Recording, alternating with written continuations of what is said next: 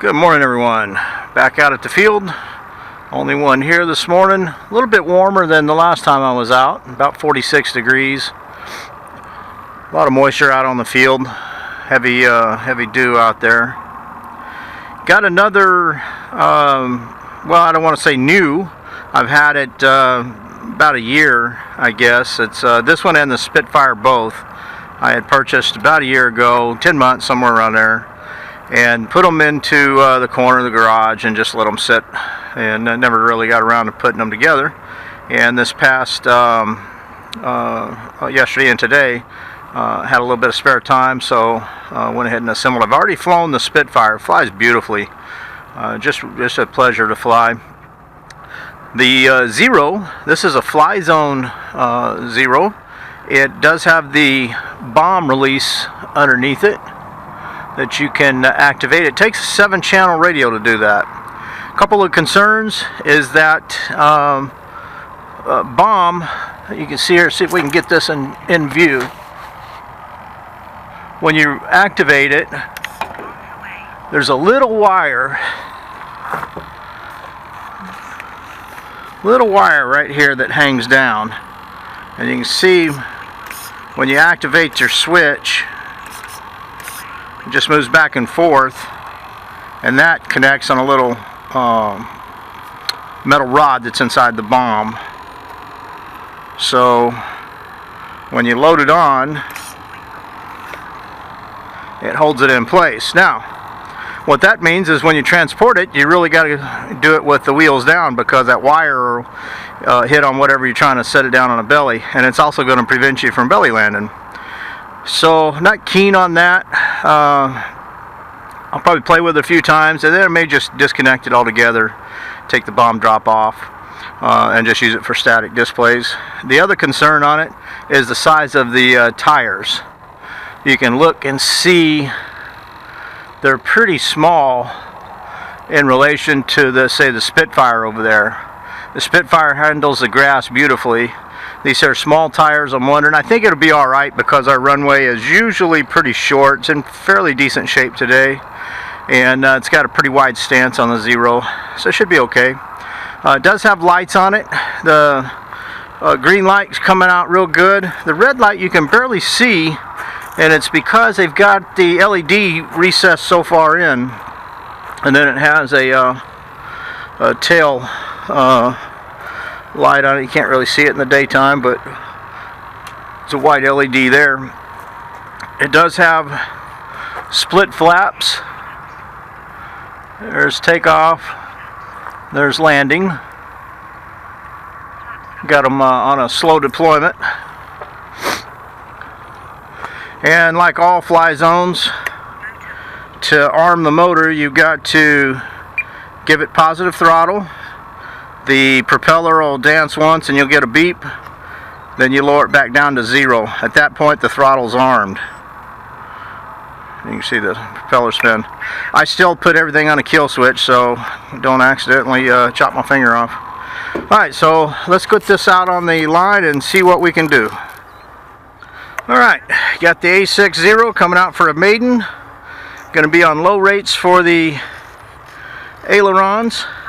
There's high, mid, and low. And we're going to go with mid on the elevator and the rudder. And we'll see how that works out.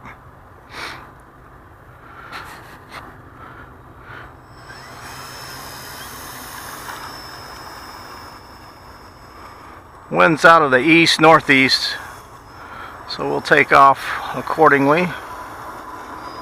Oh, that thing just lifted right off the ground.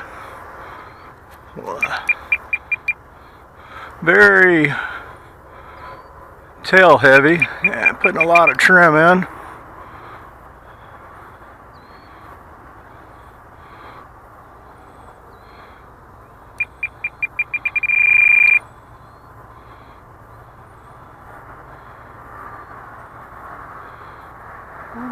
We're flying this on a 3-cell 2200.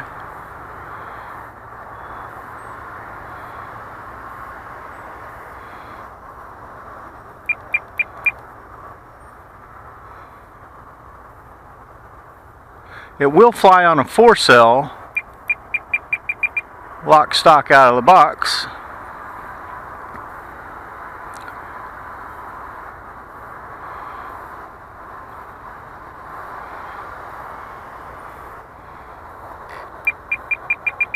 Still trying to get a little trim action going. I think it's pretty good on the elevator.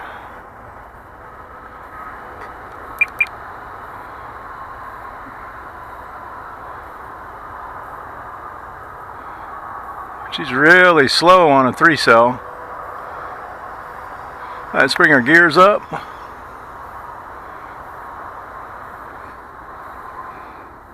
It handled the takeoff with those small wheels just fine, as we thought it would. Alright, high speed pass, it's full throttle.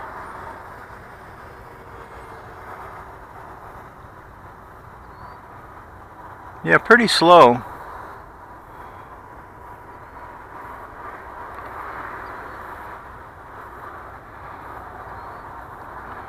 Tora, Tora, Tora. We dropped our bomb. That's probably a little far out to see it on the video. Hopefully I find it.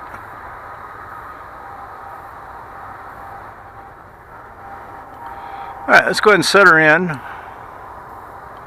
I think I want to try this on a 4-cell and see if it's any more fun. Coming in, no flaps, first landing.